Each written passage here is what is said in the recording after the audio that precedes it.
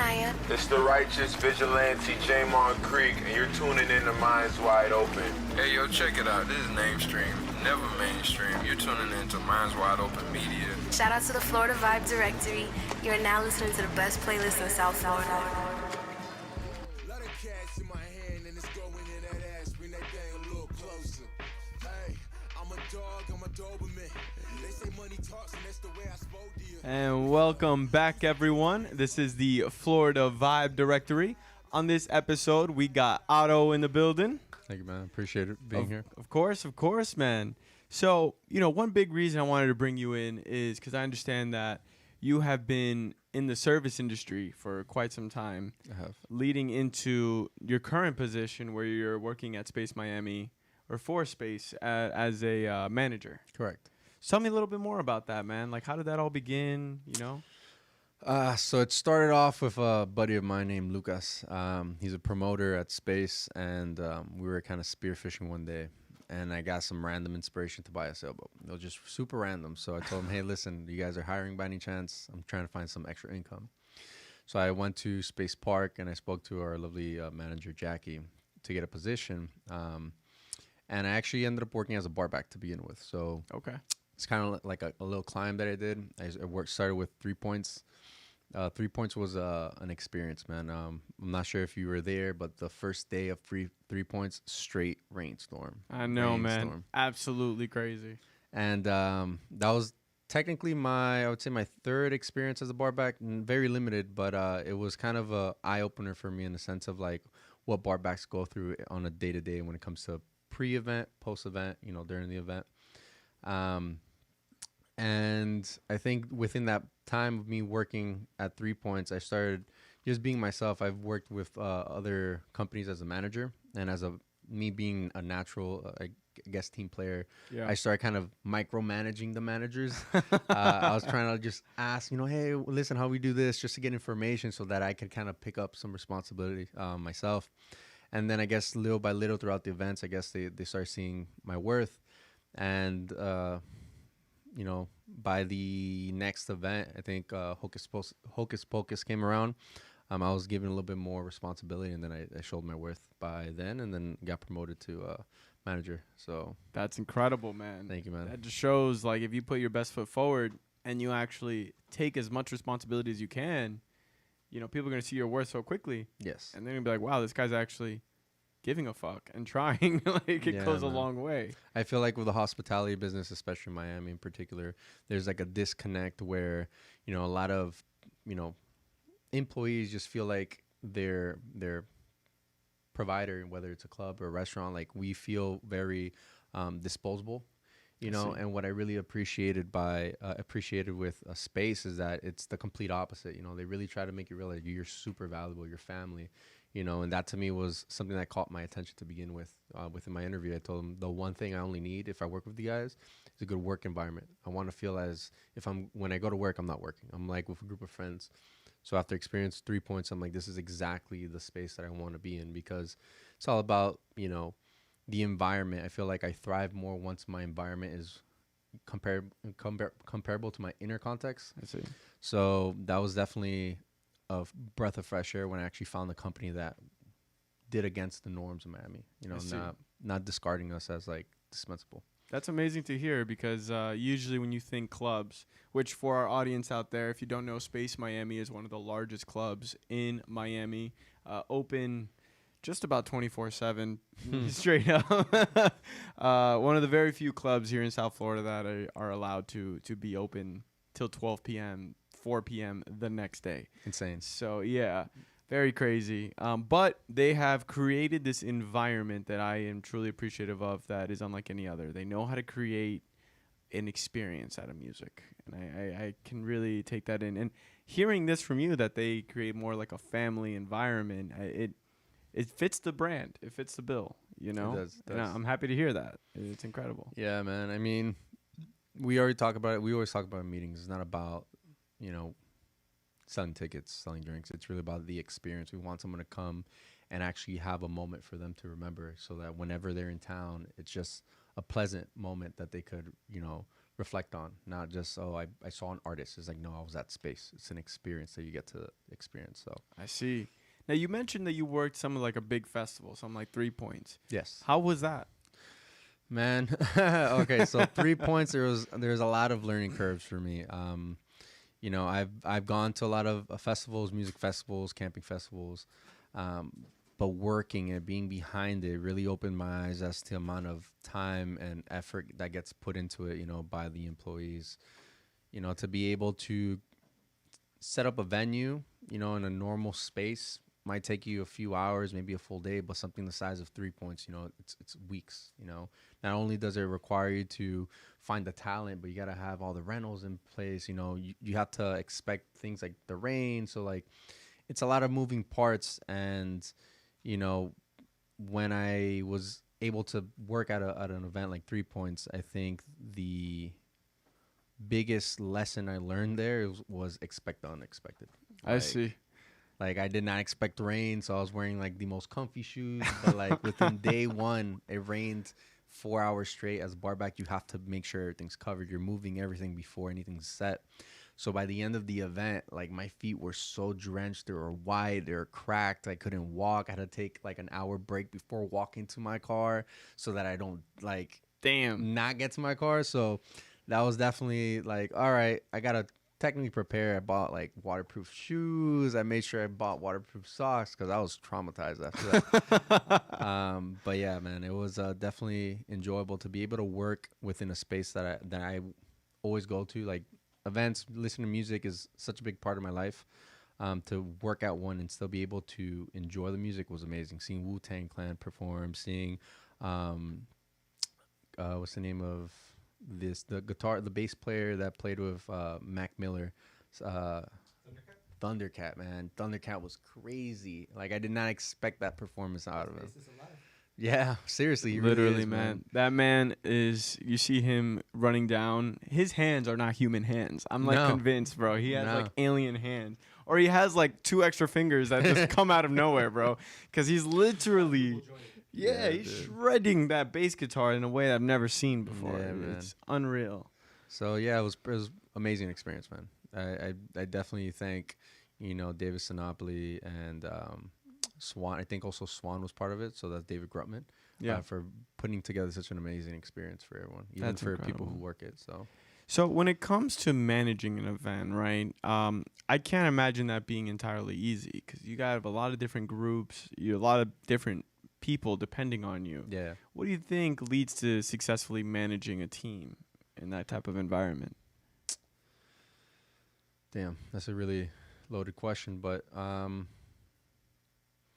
for me, it's just being present. I feel that's one thing that's very hard to do when you're in a high stress environment. You know, you get so caught up in the small details and making sure everything looks perfect that you don't put into consideration the people you're working with. You know, when you're more present, you're able to see things, you know, more honestly, to trust your team, to be able to rely on what you're provided. You know, when you're a manager, you're expected to manage everything and make sure that you have everything under control. But when you do that, you're taking away the power from the people who are, in a sense, working for you, you know? Yep. So for me, the key effort has always been, you know, try to provide that sense of family. You know, to me, being in hospitality for so long, the thing that I always found dreadful is going to work and feeling as if I wasn't important, as if I didn't matter, you know? So every time I go to work, even now, I make sure that they matter. I make sure that whatever they need is taken care of, because if they're happy, our guests are happy, and if our guests are happy, I'm doing my job, you know? I see. That's incredible. Thank you. Now, one thing when we spoke before this podcast, you told me that you've had like some steps into music. How did that kind of begin? With music, I see music as a language. At a young age, I do believe deeply that it's something passed down by generations. My grandparents on my father's side were both artists and musician. My step grandfather, who raised me as well, on my mother's side was a musician as well. So I feel like the moment I was handed the opportunity to play an instrument, it came very easy. And even to this day, when people ask me how many languages I know 3 languages. I know English, Spanish, and music. And, you know, being a drummer, you kind of get tired of the same sound. You know, when you practice alone, it's just very loud noises. So for me, when I was a drummer, it was fun being in ensembles and playing, but I got to that dead end where I'm like, this is not enjoyable. I can't go home and just practice alone. I'm disturbing my neighbors. You know, at a young age, my parents were just getting annoyed of all the banging. Right.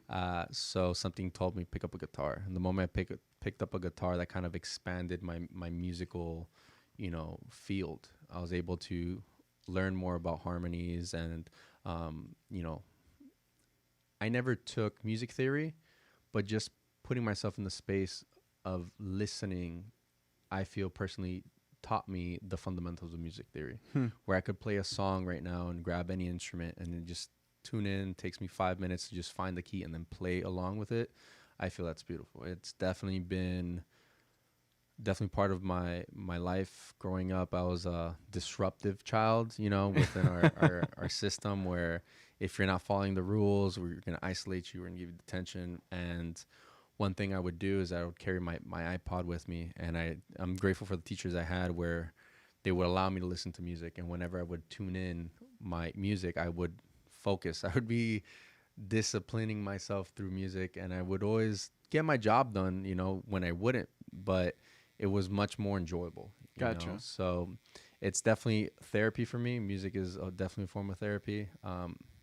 Whenever I want to feel something or get over something, I pick certain playlists. Like, for example, 2021, my top 6 songs were all Bad Bunny. So, and it was funny. I was talking to my buddy, and I before they came out, I'm like, I'm gonna be so disappointed Bad Bunny's not up there, because I generally do believe that, you know, people don't realize, but when a song pops into your head, yes, it is the melody, but it's always the words that our brain sticks to. If you ever catch yourself singing a particular lyric, don't take it for just, oh, it's in my head. No, there's something there that your subconscious is trying to, you know, associate itself with. So for me, like, it's so easy to kind of get lost. That's why sad music helps. When you listen to sad music, it kind of helps you express that sadness and get over it. Whenever you're at the gym and you need that boost, you just listen to aggressive music. Again, depends on who it is, you know? Right. But it's definitely, I feel, without music, culture would not be something nowadays, you know? Yeah, that is actually a very good point. And I like how you mentioned that music can transform the state that you're in, right? Yes. Like, you pick the state that you want, you go with the selected music, right? The gym, I know when I do it, I'm listening, honestly, to dubstep. That shit gets me hype. I'm just fucking throwing it back to my first times experiencing EDM and just listening to heavy hardcore bass. But it helps me get a pump. One thing that I think people have yet to really understand is how music can be very therapeutic in a vibrational sense, right? Yes. And one thing I remember you mentioning to me is that you have been, this was before the podcast, but you've been in these settings where they use music as this type of vibrational therapy. Mm-hmm. Can you tell me a little bit more about that? Yeah, so I went to a technical school called Educating Hand School of Massage. So they kind of exposed me to the holistic practices, and one of them was sound therapy. And so one of our main projects was to create a business plan that we would go forward with our practices. And for me, I wanted to find the middle ground, music and then therapy. So I had this concept of creating sound therapy while using hydrotherapy. And so you have deprivation tanks, and deprivation tanks are basically tubs of water with pounds of salt water, which basically make you feel like you're just suspended in the air.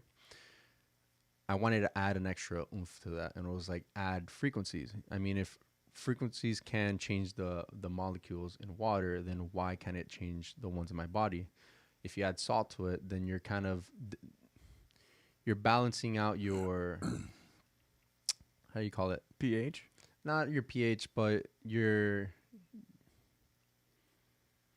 okay, so not balancing. It's basically you're suspended, so you hit this like middle ground of like effortless. I see. So your body's more receptive to receiving things and feeling things, right? Oh, I see. So when you add sound to that, you're able to really change things. So I made a tub. It was a metal tub, and I put speakers in it. And so I made a bath of Epsom salt, and I put certain frequencies. So, for example, I think the first frequency I put was the sound of joy.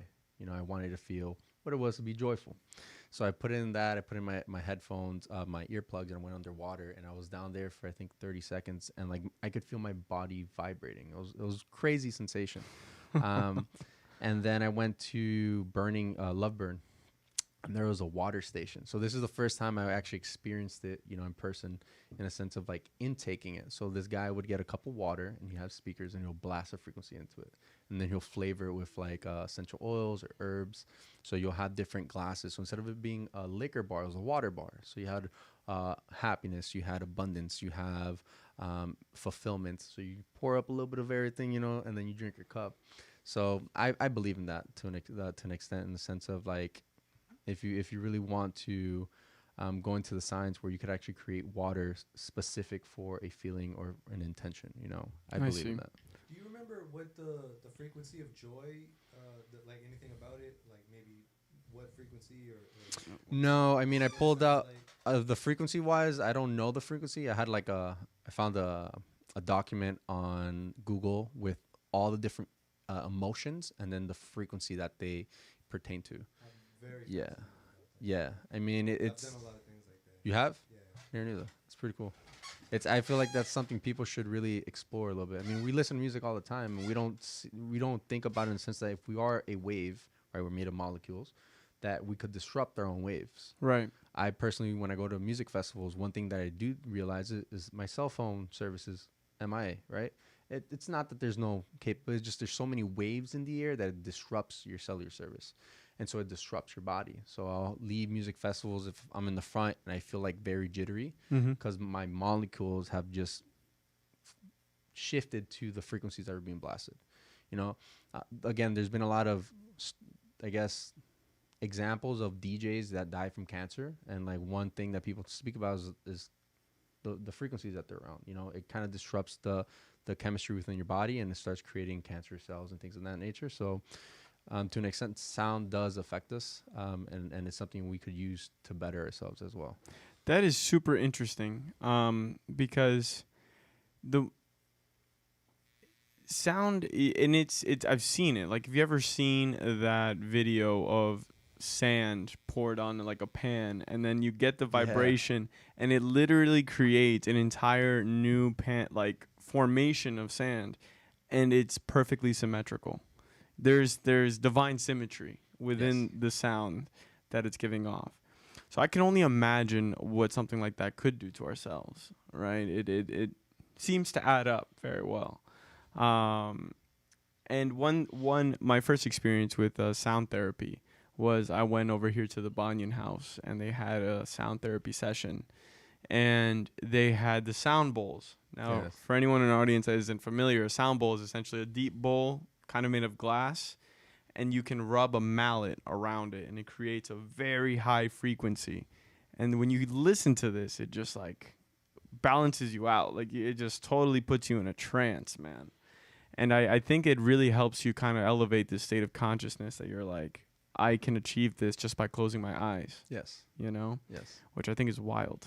I mean, we do it with music all the time. Yeah. You know, we unconsciously pick music based off how we're feeling, you know? So if that's something that we could do with just music we listen to on a day-to-day basis, why isn't that we don't choose to listen to certain frequencies? I mean, there's beta waves that people put on YouTube to go to sleep to, you know, and it works. Yeah. So those are like examples of where frequencies are used for, you know, health benefits, to be able to sleep, get better, you know, focus, to be able to be more in tune, be more present. You know, that's one thing that I come across a lot of people who question me, like, yo, how are you so grounded? How are you so present? I'm like, well, it's just who I am as a person. But one main thing is like the things I choose to listen to, you know, the music I listen to. Is it music that is just random, like Little Pump, right? That type of music.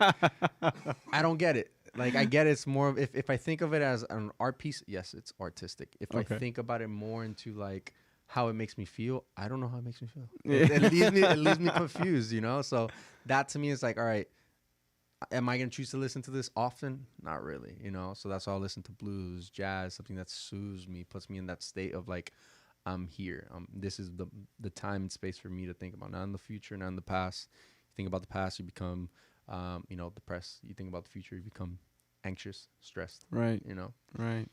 And that music can help you become more present in that aspect. Yes. Huh. I like that. Tell me more about how you first got started in the service industry, right? Because I speak to a lot of my friends who are currently, let's say, even managers of musicians, or even just like, I don't know, just work at a club. But it all started by the service industry in Yes. some way or another. So what was your beginnings in that? My beginnings was a gift, I would say, from the universe. I was in high school. I was a sophomore year. I figured I'd be independent, earn my own money, disconnect from my parents. And so I went to a very respected restaurant called Sushi Samba. It was in Miracle Mile in Coral Gables, Florida. I see. And I applied as a busser. I'm like, all right, I have busing experience. So I went one day training, and then that same day I saw the chef. I'm like, let me talk to yo, chef, you got any position in the kitchen? Like, let me cook for you. He's like, yeah. I wanted the position I wanted was prep cook. Prep cook is the guy who just cuts everything, gets everything ready for the night, That's what I was expecting as my try. So he asked me, all right, perfect, come in, next week. We're going to do a tasting. A tasting is they ask for an appetizer, 2 main courses. One of the main course has to be fish. So I got home. I'm like, all right, sweet. What am I going to cook? I'm not going to cook any Cuban food because it's like a Japanese restaurant. So I looked up certain recipes, kind of made them at home. And just out of honestly trusting that I can do it, I think I was very, very nervous. I was very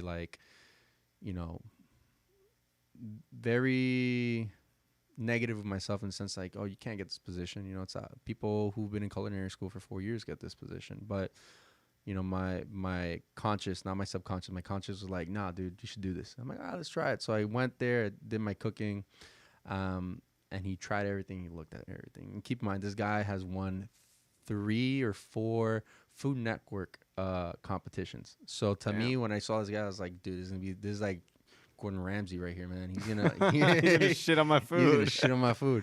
So he tastes everything. He looks at it. He's like, all right. It's like, well, I'm not gonna give you the position. And then my brain is like, dude, I'm fine if I don't get it. I've cooked in a 5-star restaurant, open kitchen. Like, I got the whole experience. I'm happy. And it took him a couple minutes. He's like, but I'm gonna give you a line cook position. I'm like, what? So I went from wanting the bare minimum as a cook to like actually being on the floor. On the floor, but in the main kitchen. So Yeah. That was a blessing. I mean, I jumped right into the flames. I think my only prior experience in the kitchen was what I cooked at home. I had 2 parents who were both immigrants, so they were always bringing home the money. Never really home as much, so it kind of not allowed me, but put me in a space where I gotta cook for myself on those days where they weren't there.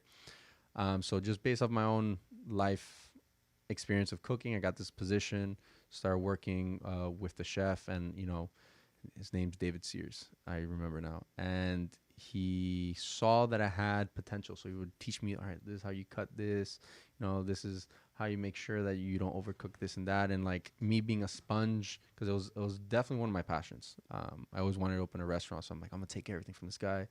And then after like I think 3-4 months, he started giving me a little bit more responsibility. There's a sous chef in the kitchen, and a sous chef is like the manager of the kitchen. So you have your chef and your sous chef. I see.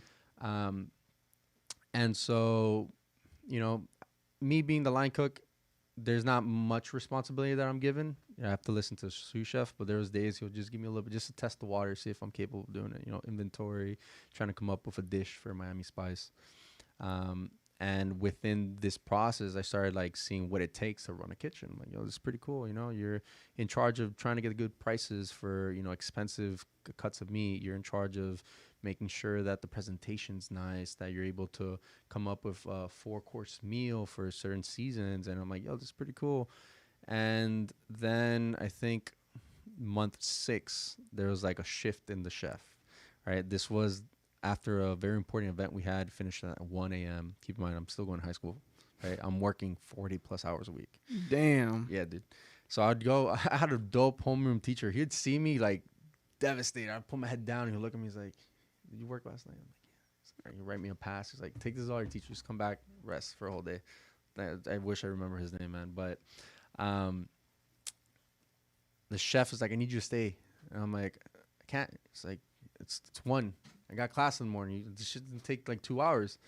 He's like, so? I'm like, what do you got to do? He's like, what do you got to do in the morning? I'm like, I got to go to class. He's like, what do you mean class? I'm like, I go to high school. He's like, wait, what? You're in high school? I'm like, yeah, man, you have my resume. Like, you could have read this when you had the opportunity. And I think when that kind of happened in his mind, he took like a step back. You know, in society, we tend to do this thing where we base people off of not their character, but just their age. When you don't know somebody, right? You talk to someone in their 40s, like, oh, you're old. You don't get hip, right? Or vice versa. So I think that conversation happened where he's like, oh, he's too young to understand this. So he started pulling back on the responsibilities. But then that job after that moment lasted like 4 more months because I feel like he started creating some type of like personal like feelings towards me because he's like, I guess he felt like, oh, you're not like a mentor in this aspect. Yeah, he's like, man, I'm here teaching you, and like you're not even gonna be able to like apply it because you're in high school. I thought you're gonna apply and stay here long term, you know. So he pulled back, started teaching another one, another chef, cook, and then at that point I left. But that was my first experience at like getting the taste of what it is to manage something with employees, and then after there, I think it was a year or two, I got my license in massage, and I went to a company called Miami City Massage, and their job is to create pop-up spas for hotels that don't have spas. And That's interesting. yeah, I was a therapist for a year, and then after that, I became a spa director. So I managed like 5 properties, and then at that point, again, 0 experience, but they just trusted in me. They're like, you seem like you're willing to do whatever it takes to make things run. Let's see how you could go. I ran with it.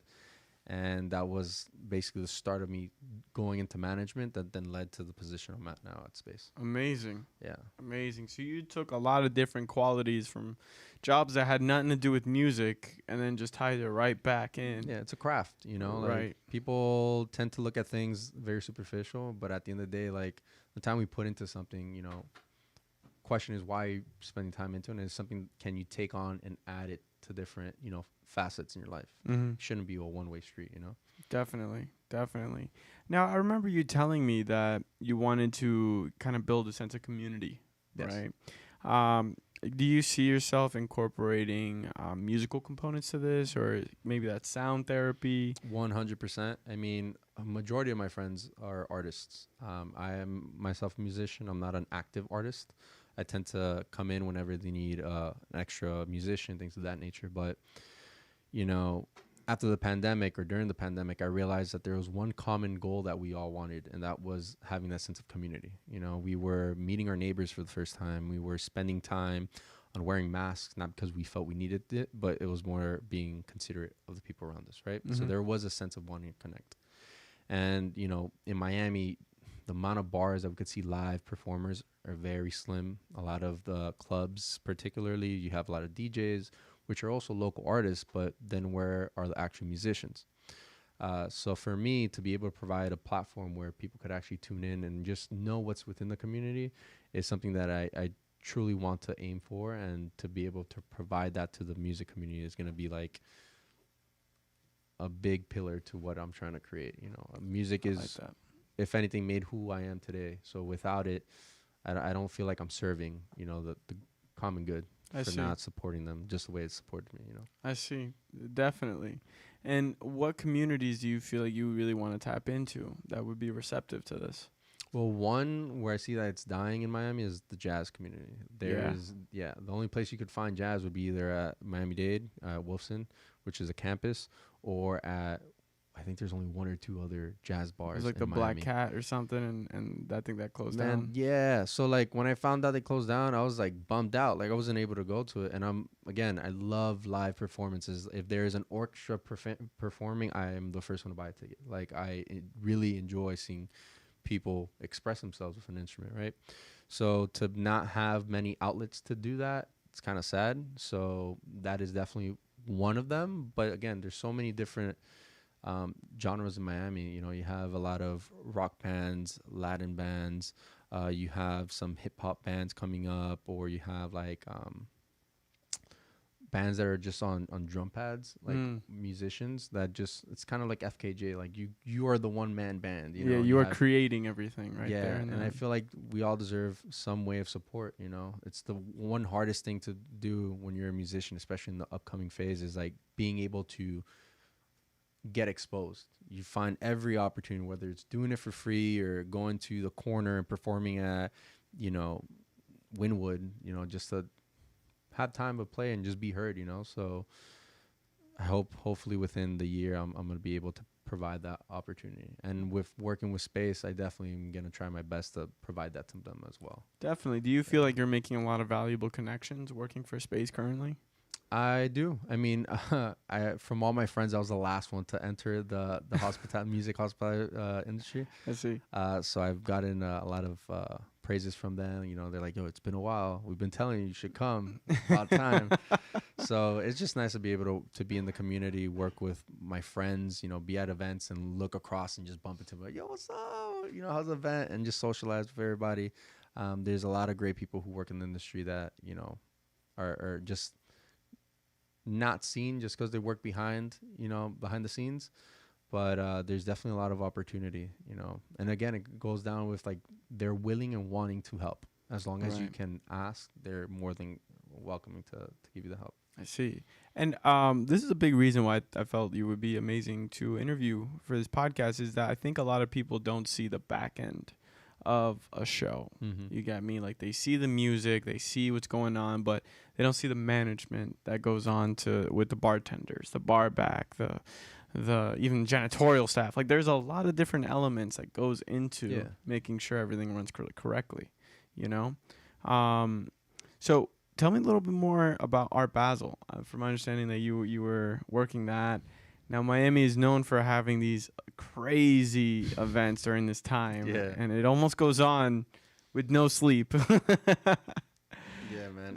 For Art Basel, we had an event at Factory Town as a new property that we've obtained.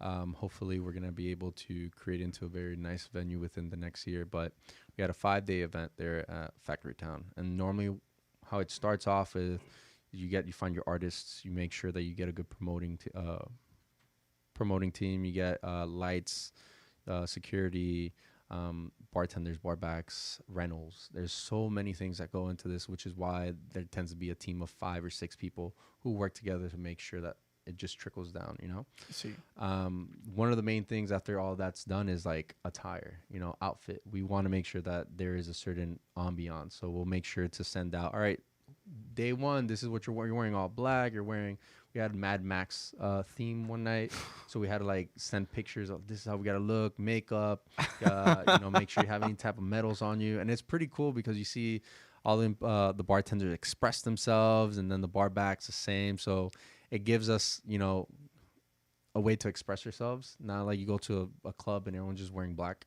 Yeah. You know, so to me, definitely events compared to just like brick and mortar clubs, it's definitely a different ambiance.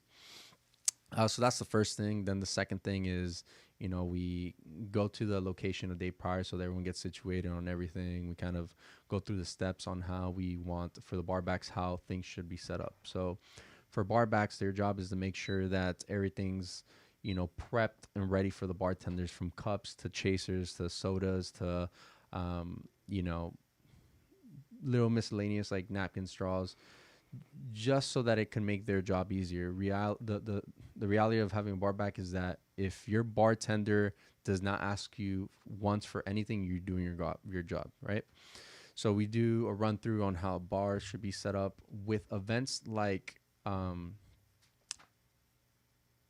Art Basel, and especially we have different events.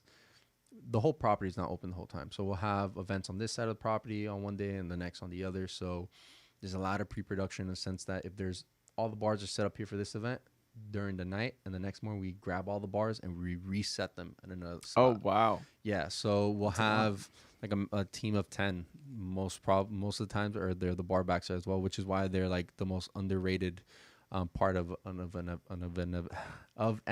you know. Not only are they making sure the bartenders have everything they need, but they're the ones really setting up the space, you know. Right. Bartenders come in and they help as much as they can, But the ones that should really know the floor plan are the barbacks. They're the ones running back and forth, grabbing eyes, grabbing more chasers, inventory, left, right. So that's kind of the pre-event setup when it comes to how do you prepare a team to be able to go forward. And then my favorite part is having the team meeting. Team meeting is like the day of the event where you just put everything on the table. Hey guys, like this is game day, you know, have that sense of like, we got this, you know, because you will have fires and you're going to have to put them out, and you'll have moments like I did with my manager. Like my manager, we had, keep in mind, our Basel was 5 days long. All right. Right. I clocked in a total of like 150 hours. Holy shit. I was literally waking up early, getting there early, make sure everything's good, being the last one to leave just to come back a few hours later, you know?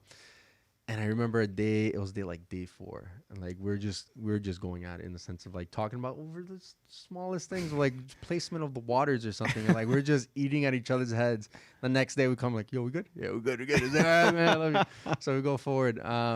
But that's the thing, you know, you have to trust your team. You got to know who you're working with. And at the end of the day, you know, like, we're all there for one purpose, and there will be moments that we feel like, whether you're a manager or a bartender, the goal at the end is just to make sure that the process is easy, you know, that everyone's happy, that everyone has what they need. I'd go the extra extent. I'd go buy sage and I'll sage the whole area, like through the event. Like if everything's going good, I'd bring a box of like 12 and I'll hand one out to certain bartenders, like turn this on at this time.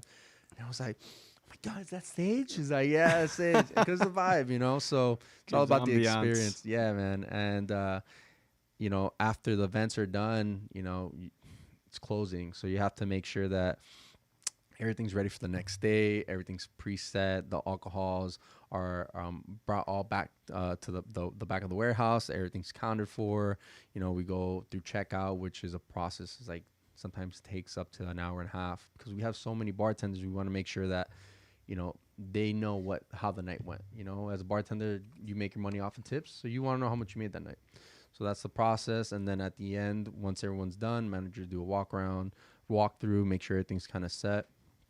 Then we leave. Once it's all said and done, event overall, last day, collecting all the rentals. You know, it's basically creating a Lego set and then breaking it back down and then putting everything back in the plastic wrap. Damn. It's exactly like that. There's so many parts to it. That it's a really good analogy. Yeah, thank you. Where it's just, you know, it's part of the craft. It's part of the craft, and it's something that I enjoy. You know, at the end of the day, I might have 2 days.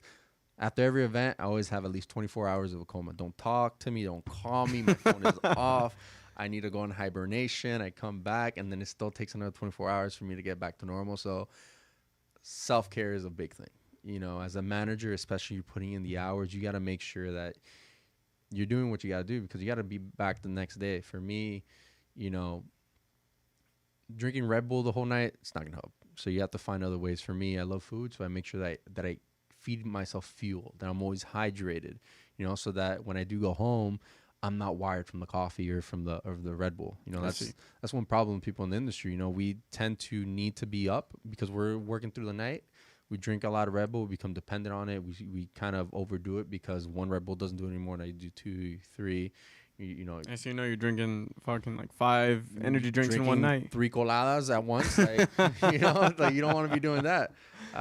So self-care is a thing that I try to share with my team as often as possible, because if you come back the next day and you feel miserable, you're not going to be able to do your job, you know? True that. So while hydrating, eating, making sure you get enough rest. And again, sometimes it won't happen due to the events, but if you can find time within the mayhem to like take your breaks, you know, ground yourself and just take a breather and just like not get overwhelmed with what's happening. It's so easy to be in an event, you know, and you have, I have like 10 people coming up to the bar. I got to feed them. And you're just so static that by the time you're done, you're still left wired. A little anxious. Yeah. Hella anxious, man. Hella anxious. Yeah. I think day one of 3 points, I was the last one to leave. I was the first one there. And it wasn't because I, you know, had to be there early. It's just I couldn't go to sleep at night. I was like in my head just thinking about, did I get that done? Oh, I got that done. Okay. I got to make sure I get there the next day. And it's like you pull up and then you just, it's constantly moving. So you always have to try to remind yourself to like pause, ground yourself, be present, and then take the step forward. I Because if not, see. you'll burn out, man. You'll burn Now, out. one thing that you mentioned to me is the importance of creating that like family aspect Mhm. with your coworkers. You know, how do you feel you go about that? How do you spend time with your family? You know, you talk about how your day is. You express actual emotions. You verbalize your concerns. You have a safe space. Hmm. You know, any person wants to feel heard, and when you don't give them the space to feel heard, you create this sense of boundary between you and them. Mhm. You know, so my goal is always to be that friendly reminder that this is a space for you to be open. This is the space for you to feel like you are important, that you get to share. You know, there's a lot of things that come up during events, and one of the main ones is like dealing with certain guests who are just, you know, whether they're too drunk or they're just, you know, not aware of like what's going on, that they get energetically drained from that experience, and instead of like expressing it to the event, they hold it in, and then the next day come back with like the same energy of like I don't want to upset someone, or like they just feel off, you know. So I think like the most important thing is make sure you always provide a safe space, you know, to not only for you, like you two, the community, but amongst your whole team. Like bartenders, barbacks, you guys are one. It's not barbacks and bartenders. You know, you go to a lot of business, a lot of clubs. That tends to be the case. Like bartenders only talk to bartenders, barbacks only talk to barbacks, and they only interact whenever they need something, right? Gotcha. So if you could kind of implement that sense of unity and the sense of like, yo, like we're here together, like I mentioned before, you are already creating that sense of family. You're already making them feel like it's important. And at the end of the day, like as a manager, you have to be compassionate and be human. You know, Mhm. they're not gonna ask you a question and then just give them a half-ass answer because, you know, you just don't want them to get upset. It's like, no, like Right. I'm gonna have to tell you the reality, and like if you're upset, I'm here. We'll talk about it, you know. But that's to me the most important thing. Creating a safe space for everyone to feel important. That's amazing. And what do you feel is next for you in the industry? Like, are you expecting to go beyond a manager? Like, what, you know, where do you see yourself? I do see myself working with the brand. see. I'm really honored to be given such an opportunity to work with them the way I have been working with them, and meeting the people that I've met so far. It's not something I come across often, especially in this industry, to have such a supporting brand and community within a business. So if I could work my way up, I will, you know, but for me, it's all about not what I can provide, but who I get to be for them. I see. You know, if I get to be my best version while with them, they're going to get everything they need and more, Right. you know. Right. So if that leads to me being GM, if that leads to me being a part owner, then so be it. You know? So, but I love, like I said, I love music. It's been a big part of my life. So if I could stay with that in my life, in a sense of like it's something that's feeding me financially, spiritually, mentally, then I'm gonna go with it. I'm gonna run with it, you know. Incredible. I think that will make for one hell of a journey. Yeah. Especially, yeah. It's been a hell of a journey. Yeah. It's been a hell of a journey. For sure, man. For sure. And I'm happy to hear that you're able to encompass all these experiences, you Yes. know, and fully experience them, like, or fully have them presently, because that can be a challenge at times. Yes. Do you find yourself encountering a lot of problematic people in these environments? Because Most definitely. yeah, because you know Most I've been definitely. there. I've been a marinator in these in these clubs, and I see them. You know, I see these characters that are aggressive or, you know, out of whack. Mm-hmm. You know, what have you ever had an experience that's just been like, all right, I gotta recenter myself here because this is insane. It happens more often than I would want it to happen, especially at events, one-day events, things of that nature. I see. Because again, you have to realize people go to events to enjoy themselves in any way that seems fit, you know. So you'll have people who are just feeling just over the top of emotion. Sometimes it's aggression, sadness, whatever it may be. I've had moments where you know, you're confronted with a character, and the first thing you want to do is just like match it. You want to be aggressive, or you want to just like get them out of there. In retrospect, what are you creating? You're just creating, you know, a bad feedback loop. You're leaving them with a bad taste in their mouth, and at the end is leaving me with a bad taste in my mouth, because now I'm like, the next time I come up with this is how I'm going to go about it, you know? Right.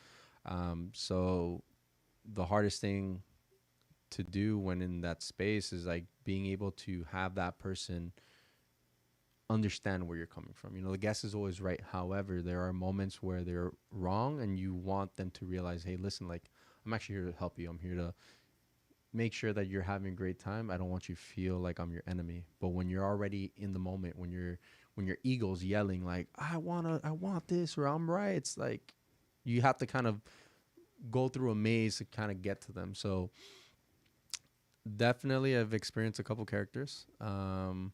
Luckily, I've been fortunate enough to have my managers, you know, who've been years, like decades of experience, to come in and just like, yo, like, I've never seen someone turn off a fire so quick. Like within 10 seconds, like something that took me a good 30 to a minute just to try to understand. They don't even come to understand the code. They're like, this is the solution, blah, blah, blah. All right, you see their ego up here to go just, all right. All right, so yeah, enjoy yourself. Bring them down from a 10 to a 1. To a 1, like this, you know? So it happens. The real conversation there is just not allow it to affect you. You gotta allow it to flow, you know? It's very overwhelming to be, you know, in a space where a lot is happening, and then you have to not only worry about what's the operational aspect, but then the service aspect, customer service, make sure that everyone's all right.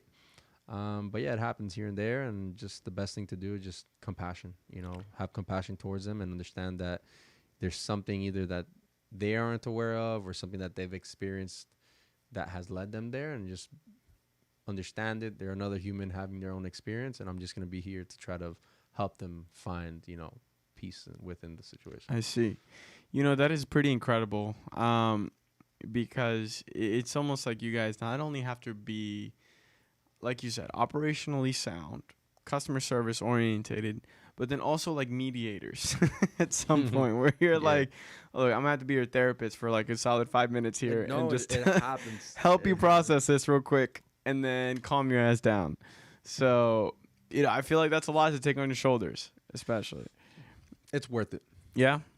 It's worth it. You'll have days where you, in the moment, you're like, this is not worth it. You know? But when you see it from big picture, it's humbling. It's to be like, you're able to be in that space, handle that, and still see that you're affecting not only that one individual, but everyone else within that space. You're giving everyone an experience that they get to, you know, reminisce on and want to be there again. So it all pays off. And have you ever just stopped and listened to the music? 'Cause I know they got some crazy artists playing. Man, I want to say the only time that I was able to do that was on my day off. Okay. So there was one day that I had off during Art Basel. And don't get me wrong, you'll listen to music while you walk by from stage to stage, bar to bar. But to be able to be present, I think it was art department and Local Dice. I think they were doing a back-to-back. Nice. Or on the same day at Art Basel, at Factory Town. And on that day, I'm like, yo, like, I'm burnt out. I need time today to at least give me a few hours. Because at the end of the night, I went home, changed, came back, continued working, right? So I took that time to just take in. But when I had time to actually enjoy, I went from being tired to getting energized.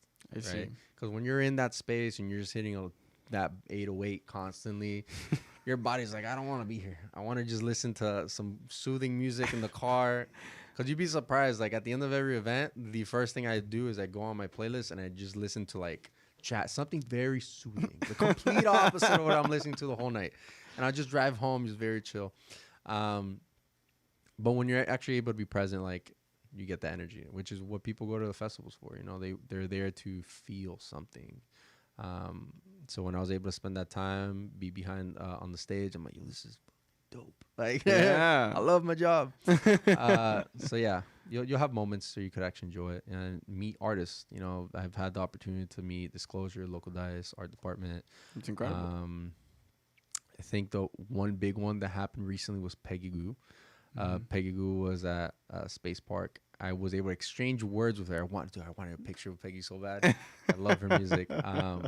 But again, due to circumstances of like COVID and all, she just wanted to be safe. So yeah, you'll have your moments of like being starstruck.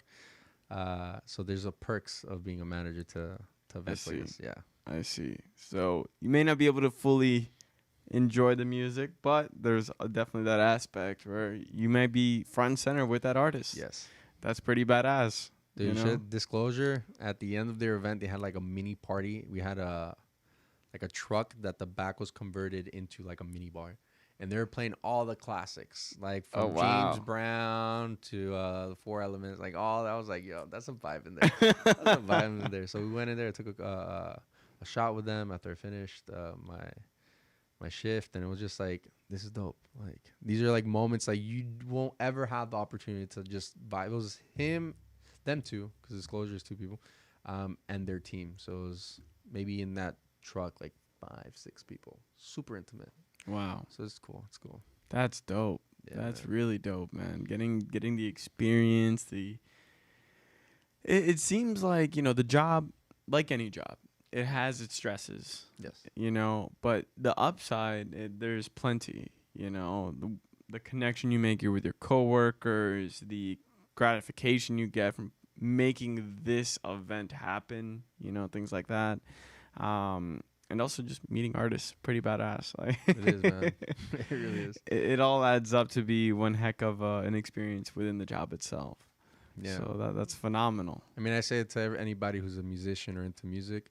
I would definitely say that if you get the opportunity to work within the industry, do it. You know, even if it's not good pay, it's worth the time. Just being in the space with the people who are successful, just seeing on how it works, being able to understand, you know, what makes that experience so valuable for you when you go. You know, it really changes your perspective on how these things go about. I see. Wow. Well, this has been an amazing conversation. This brings us to the end of our time. But before we wrap up, where can the people find you? So my IG is liveabundant_. You can find me on there. I don't have any of the social medias. Feel free to reach out to me. I love talking to anybody who has questions within the industry. If they have any, if you're an artist and you're looking to have a spot, we do have our Trippy Market events, and we do try to find local artists to perform. So if you're a local, feel free to hit us up. If you're not local, still feel free to hit us up. I'll definitely try my best to help you guys out. And yeah, it was a pleasure, man. Really. Likewise, man. Thank you. Well, thank you everyone for tuning in. This is the Florida Vibe Directory. If you like what you saw, feel free to like, comment, and subscribe, and we'll catch you on the next one. See ya, Peace man. out.